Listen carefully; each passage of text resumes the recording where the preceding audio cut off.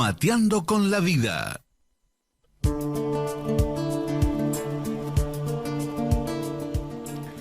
Muy bien, y tal como lo habíamos anticipado en el programa de hoy, vamos a dialogar con Laura Lewin, a quien ya tenemos en línea. Muy buenos días, Laura, un gusto y un placer poder dialogar con vos. Guillermo Bordón y el equipo de Mateando con la Vida los saludan. Hola, ¿qué tal, Guillermo? Buenos días, ¿cómo estás? Muy bien, y ansioso por aclarar, como toda la audiencia, muchos padres y muchos docentes, sobre esta nueva realidad, sobre esta realidad no nueva, sino esta realidad en contexto de pandemia, y sobre todo, primero les transmito una sensación, y a partir de ahí nos gustaría que usted nos ilumine como especialista en educación. Se han dicho tantas cosas a través de los medios de comunicación, si presencia sí, si presencia no, pero ¿qué es lo que nosotros, los padres y los docentes, tenemos que tener en cuenta con respecto a la escuela hoy? A ver, lo que nosotros tenemos que tener en cuenta es que, primero y principal, la escuela es muy importante para los chicos. ¿Por qué? Porque además de ser el lugar en donde se transmiten contenidos, la escuela es el lugar que protege a los chicos, que contiene a los chicos, es el lugar que tiende puentes, es el lugar en donde los chicos encuentran las oportunidades para tener la mejor vida que pueda tener. Guillermo, no nos olvidemos que un chico pobre que tiene educación puede cambiar radicalmente su vida. Un chico pobre sin educación no puede. Entendiendo entonces que la escuela es un lugar importantísimo en la vida de los chicos, no solo por el contenido, sino además por el tema de las habilidades socioemocionales que están desarrollando, por lo que aprenden a relacionarse, a ser resilientes, bueno, por todo lo que sabemos, la escuela tiene que ser lo último que se cierra y lo primero que abre en una pandemia. Todos estamos de acuerdo que en un pico de pandemia la escuela tiene que cerrar. Pero si la escuela cierra, tiene que estar cerrada el mínimo tiempo posible, porque si no es inmoral para los chicos. Los chicos necesitan estar en la escuela. Y si la escuela va a estar cerrada, tratemos como sociedad de que ese esfuerzo realmente valga la pena. Es decir, cuidémonos nosotros, no hagamos reuniones sociales, evitemos todas las juntadas que sabemos que se pueden juntar, no nos juntemos en la puerta del colegio a esperar a los chicos. Los colegios, cumpliendo con los protocolos, son lugares seguros. Lo que no es seguro es después cuando los padres se agolpan en la puerta, cuando los chicos se encuentran a hacer reuniones, cuando los adultos se encuentran a hacer reuniones. Así que creo que por ahí pasa el tema, ¿no? Cuando como sociedad podemos entender, podemos decidir qué prioridad le damos a la educación. Y hablando de prioridades, me gustaría que también nos aclarara no solo por este contexto de pandemia, sino por lo que es la educación en sí y la importancia de la escuela, ¿cuál sería en estos momentos el rol de los padres, los docentes y los niños en este proceso educativo, en este contexto? Bueno, en el orden que me pediste, a ver, los padres tienen que acompañar a los chicos. Acompañar no significa reemplazar. Todo lo que tiene que ver con las estrategias pedagógicas tiene que ver con el trabajo del colegio y de los docentes. Pero como papás, sí podemos ayudar a los chicos a aprender mejor, si podemos, si tenemos el tiempo y si nos gusta. ¿Qué significa eso? Que yo puedo guiar a mi hija, puedo acompañarla, puedo aclararle dudas, y puedo. Lo que no puedo es hacer por ella las cosas que ella podría hacer por sí misma. Cuando vos, Guillermo, haces por tus hijos los que ellos podrían hacer por sí mismos, les están mandando un mensaje complicado. ¿Y el mensaje cuál es? Ojo, porque lo tengo que hacer yo porque no confío en vos. Y eso les genera a los chicos mucha inseguridad, mucha frustración. En vez de ayudarlos a resolver situaciones, en vez de ayudarlos a tomar decisiones, los hacemos sentir como más chiquititos y más insignificantes. Por eso, sí guiamos, si podemos, sí guiamos y acompañamos, pero no reemplazamos al docente ni hacemos por nuestros hijos lo que ellos podrían hacer por sí mismos. El rol del docente, bueno, somos educadores y tenemos que seguir educando independientemente de las circunstancias. Nosotros tal vez no sabíamos trabajar en un entorno virtual, pero sí sabemos ser docentes. Y hoy lo que tenemos que trabajar es cómo llegar a nuestros alumnos de la mejor manera posible, entendiendo que hay docentes maravillosos que se han puesto a estudiar, que pasaron de enseñar a aprender y que lograron que sus alumnos pudieran avanzar. Hay otro grupo de docentes que hizo lo que pudo, ¿no? Yo siempre digo que el año pasado, más que clases remotas, Guillermo, tuvimos clases remotas de emergencia. Muchos docentes hicieron lo que pudieron. Y también sabemos que hay otro grupo grande de alumnos que no pudieron avanzar porque no tenían conectividad, no tenían dispositivos, tal vez la familia no pudo apoyar, tal vez tuvieron que salir a trabajar. Es decir, que tuvimos tantas situaciones diferentes el año pasado que este año creo que muchos docentes están empezando a aplicar lo que aprendieron el año pasado. Y los alumnos, me preguntabas, perdóname, por los alumnos también, me quedé pensando, los alumnos tienen que, a través de su implicancia, capitalizar todo lo que esta enseñanza en esta situación tan atípica nos plantea. Sabiendo que hay tantos chicos que querrían, pero que no pueden acceder a la educación hoy, por todo lo que hablamos recién, aquellos que sí tienen la oportunidad de aprender, aunque sea de una manera virtual, creo que lo tienen que abrazar. Y ahí creo que está el tema de entender que la educación no es un fin, es un medio, que tienen que responsabilizarse y que tienen que ejercer el oficio de ser alumnos, es decir, implicarse, a través de su implicancia, poder seguir aprendiendo. Nosotros siempre a los programas les ponemos un nombre y el nombre del programa de hoy es justamente Camina Conmigo. Y en este contexto pareciera ser que despertó el significado tanto para docentes, tanto para los padres, el significado del acompañamiento en el proceso educativo. Y muchas veces los padres, desesperados, también porque el contexto laboral, económico, tantos factores que influyen, hay algo que viven los chicos en primera medida, no sé si todos, pero sí muchos, el tema de la frustración. Y ahí, ¿cómo trabajamos? Porque también los padres sienten cierta frustración, los docentes también sienten esa frustración. ¿Qué hacemos? A ver, los chicos están aprendiendo y eso significa que alguien tiene que enseñarles. Si vos estás con tu hijo y tu hijo se frustra porque no le sale, no sé, la cuenta, no le sale el ejercicio, lo primero que hacemos como adultos es validar esa frustración. ¿Y qué significa validar? Entender que tal vez vos no hubieras reaccionado de la misma manera si eso te hubiera pasado a vos hace mucho tiempo, pero que tus hijos tienen derecho a frustrarse, tus hijos tienen derecho a enojarse. Lo que no tienen derecho, por ejemplo, es a enojarse con los demás porque ellos están enojados. Tenemos que enseñarles a autogestionar esas emociones. Si mi hija se frustra, ¿qué hago? Primero entonces valido que tiene derecho a estar... Trato de que se distraiga, ponele, si se está por frustrar o si se está frustrando, mi amor, deja el ejercicio, no lo tenés que terminar ahora, ayúdame a sacar la basura o anda a pasear al perro, o sea, la distraigo. Si está muy mal, si está en el pico de esa tormenta emocional, la mando a su habitación. Pero no la mando a su habitación a pensar, la mando a su habitación a calmarse, que busque un lugar en donde ella pueda calmarse. Y una vez que se calmó, porque eventualmente se van a calmar, recién ahí me acerco y hablo con ella. A ver, mi amor, ¿qué pasó? ¿Por qué te pusiste de esta manera? ¿Era realmente para ponerse así? ¿Qué es lo peor que puede pasar? Que no te sale, le tenés que pedir ayuda a la maestra. Entonces hablamos con ellos y les preguntamos, ¿no? Si piensan que esa es una manera positiva de resolver la situación, si ellos se sienten bien con ellos por cómo se pusieron, ¿qué harían diferente si esto volviera a pasar la próxima vez? Es decir, les damos herramientas para que ellos puedan aprender a manejar esta frustración. De vuelta, dice, los chicos están aprendiendo y alguien tiene que enseñarles. Entonces, hay una diferencia enorme entre educar y criar. Y educar implica estar más presente, más en el aquí y ahora, escuchar, tener paciencia, dedicarles tiempo. Bueno, tenemos que acompañarlos y tratar de ayudarlos. Y algo que vos también dijiste que es muy cierto, ¿qué hago yo, mamá, docente, si yo también estoy frustrada?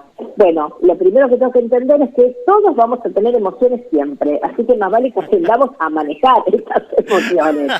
Si yo me frustro, me saco también, me voy a mi habitación, veo un poquito de tele, me doy un baño, respiro, cuento hasta 50, me voy a caminar, el ejercicio ayuda muchísimo, y no me olvido que yo como adulto soy un influencer.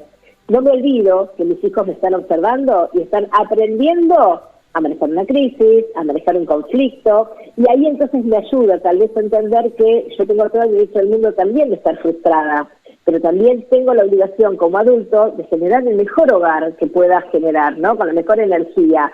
Entonces, bueno, podemos encerrarnos hasta que se nos pase, perfectamente podemos pedir tiempo fuera, ¿no? Mi amor, ¿sabes qué? En este momento mamá necesita estar sola. Y bueno, me retiro hasta que yo también puedo calmarme y seguir adelante. Y pareciera, Laura, que porque lamentablemente los medios nacionales están en otro nivel de discusión sobre educación y más buscan, me parece, por ahí el escándalo, pero me parece que como algo positivo en este contexto, viste que siempre pedimos, los docentes, la mayoría de los que hacen el programa acá somos docentes también, pedimos más presencia de los padres, más acompañamiento. Y ahora este contexto nos permitió que el chico esté en su casa junto a sus padres y en el horario de clases. Bueno, algo se puede aprender. Pero sin duda, y lo maravilloso que es esto, y ojalá podamos sostenerlo. No hay mejor cosa en la vida que los padres acompañando a sus hijos en sus trayectorias académicas. Un chico que tiene el apoyo incondicional de sus padres es un chico que no solo le va mejor en el colegio, le va mejor en la vida. Los papás que puedan ayudarnos a, como hablamos recién de la frustración, desdramatizar, ¡ay, me salió mal! ¿Y qué pasa? ¡Ay, lo tengo que hacer de vuelta! Y no sé, ¿cuál es el problema? O sea, ayudarlos, ¿no? A manejar también sus emociones, ayudarlos a entender, y el que sepan, ¿no? Que mamá y papá están ahí y que cuando uno comete un error, no pasa nada. No, a ver, yo tengo una pregunta, dice, ¿está bien? ¿Aprendemos de los errores o no aprendemos de los errores? Sí, yo digo, sí, ¿no? A los chicos les digo siempre, no se preocupen en acertar, hay que equivocarse para aprender. Total, entonces si realmente sabemos que aprendemos de los errores, ¿por qué nos cuesta tanto permitirles a nuestros alumnos o a nuestros hijos que cometan errores? Claro. El error es parte del proceso de aprendizaje. Lo importante es capitalizar ese error, es decir, lo cometo el mismo error 14 veces, pero cuando lo capitalizo, ¿no? Y puedo avanzar, me parece que está buenísimo, entendiendo esto, que el error de hoy es la experiencia de mañana. Pero Laura, a mí en esto que estamos hablando, a mí me preocupa muchas veces también que, bueno, pretendemos que los chicos permitan equivocarse, permitan cometer esos errores para aprender, pero el sistema, cuando ya uno está en el sistema, en la dinámica, bueno, a tal fecha, a ver quién aprueba, quién no, y comienzan el apuro por los resultados y el proceso queda lejos. ¿Y entonces qué hacemos? Exactamente la pregunta que le hago a usted. Por eso la hablé, bueno. Laura, ilumínenos, por favor. ¿Qué hacemos con el proceso? Bueno, primero y principal, creo que la educación que tenemos atrasa muchísimo. El sistema está absolutamente obsoleto y no estamos pudiendo ver qué es lo que es realmente es importante. Mira, dice, nuestro sistema educativo enfatiza, como vos muy bien decís, más la nota que el aprender. Y eso significa que los chicos quieren ir al colegio a aprobar, que los padres quieren que aprueben, que los profesores quieren que aprueben, el sistema quiere que aprueben. La pregunta del millón es, ¿dónde quedó entonces el aprender? ¿A qué van los chicos del colegio? ¿A aprobar o a aprender? Yo quiero que vayan a aprender y que aprobar de última sea una consecuencia de haber aprendido. Pero para eso tenemos que cambiar todos, los adultos y los chicos, la percepción que tenemos acerca de la evaluación, acerca de las notas, acerca de lo que realmente es aprender. Y esto requiere de toma de decisiones, de cambios de cabeza. Me parece que es muy importante esto, ¿no? Entender que el objetivo no es que los chicos vayan a aprobar. Cuanto más le digo, si no aprobás te mato, ¿y los chicos qué van a hacer? Los chicos qué van a hacer, ir a tratar de aprobar, si no lo matás. ¿Y qué significa? Que si me tengo que copiar, me copio. Entonces, cuidado con los mensajes que estamos dando. Y cuidar mucho el tratar de entender que tenemos que transformar la educación. ¿Para qué tenemos que transformar la educación? Para eso que estás diciendo vos, ¿viste? Para que podamos reenfocarnos en aprender, no a aprobar. Yo quiero que los chicos vayan al colegio no a aprobar, quiero que vayan a probar. Y tienes que probar, tengan las ganas de aprender, la curiosidad. Pero bueno, hay que trabajar mucho para transformar esa educación y para eso hay que cambiar mucho la mirada de los adultos. Y tal vez los adultos perdimos la capacidad de probar, ¿no? Para que los chicos también tengan esa capacidad de probar, esta capacidad de, inclusive creo que perdimos la capacidad de maravillarnos muchas veces, ¿no? De asombrarnos, total. Y eso repercute mucho en los chicos. Y tengo una pregunta también que tiene que ver con el aula invertida. ¿Qué es el aula invertida y cuáles serían los beneficios del aula invertida? Uy, todos. Mirá, ¿viste cuando vos dictás una clase y, no sé, de 30 alumnos, hay 5 que te están escuchando, 5 que ya se aburrieron, 5 que ya entendieron, 5 que están haciendo otra cosa? Muchas veces, o alguien que te interrumpe. Bueno, muchas veces en el aula lo que pasa es que perdemos mucho tiempo. ¿Por qué? Porque no todos están preparados o listos o involucrados para poder aprender. El aula invertida lo que te ofrece es invertir. Lo que antes hacías en la escuela, ahora hacerlo en casa, y lo que antes hacía en casa, ahora hacerlo en la escuela. Algunos piensan que el aula invertida se trata de ver videos en casa y en el aula hacer actividades o deberes. Y eso no es el aula invertida. El aula invertida es acerca de capitalizar, maximizar y optimizar el tiempo cara a cara. Eso significa que en el aula vamos a hacer todo lo que tengamos que hacer para activar los conocimientos, para trabajar con alta energía, para trabajar con aprendizajes activos. Es decir, aprender no es recordar de memoria información que a los 4 días me olvido. Aprender tiene que ver con poder transformar esa información en un aprendizaje. Y lo hago cuando yo puedo hacer mía la información. Puedo decirle mis palabras, puedo explicarle a un compañero, puedo hacer un experimento, puedo grabar un podcast, puedo hacer una línea de tiempo, puedo trabajar con organizadores gráficos. Es decir, aprender requiere de un alumno activo, no pasivo. Entonces el aula invertida te invita a que, por ejemplo, en casa veamos un video corto, para después ¿qué? Para después volver a la escuela y activar todo este contenido. Es decir, es un cambio de 180 grados que me va a permitir a mí como docente involucrarme más con mis alumnos, interactuar más con ellos, personalizar la educación, poner el foco no en el docente hablando, sino en el alumno aprendiendo, bueno, y un montón de otros beneficios que son realmente muy importantes. Sobre todo dialogar. Creo que claro. El diálogo ha perdido sentido en el aula y el diálogo es lo que nos evitaría muchas veces que las clases sean solamente expositivas y que los chicos nos puedan poner en movimientos los saberes previos que ellos también tienen. Total, exacto. Y hay algo que tiene que ver con eso que vos dijiste de la clase exponencial, ¿no? La clase magistral. Si el docente lo que quiere es cubrir el contenido, la clase magistral, eso de pararse delante del pizarrón y hablar, es maravilloso. Lo haces rápido, es efectivo. Ahora, si vos no querés que lo oigan, si vos lo que querés es que lo aprendan, ahí tenés que involucrar a tus alumnos, no te queda otra. Sí. Y por último, Laura, siempre hablando de este contexto, y hablábamos, ¿no?, cómo cometemos los docentes errores con respecto al proceso pedagógico de los chicos. Hay tanto para aprender. Me gustaría preguntarte también, ¿en qué tiene que variar la formación docente? Wow, qué pregunta. Mirá, si yo en el profesorado, ¿no?, o en el centro de formación docente, aprendo con docentes que me enseñan como ellos aprendieron, me están enseñando a enseñar para un mundo que ya no existe. Es decir, que hay muchos profesorados que son maravillosos, pero hay otros que siguen trabajando de esta manera, ¿no?, para un mundo que ya no existe. Entonces tenemos que actualizarnos.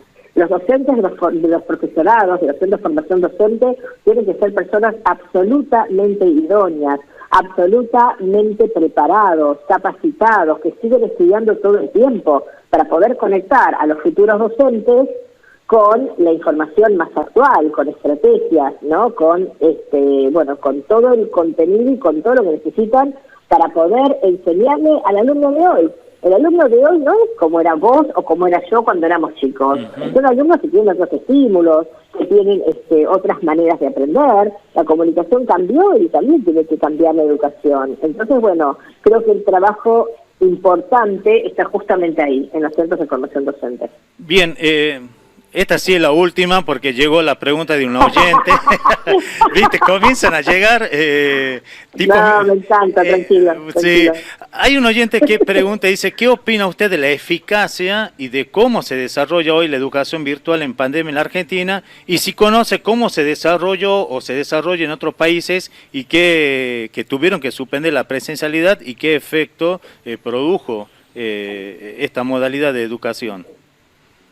Bueno, me preguntabas qué tan efectiva es la virtualidad, creo que lo hablamos al principio cuando empezamos a charlar.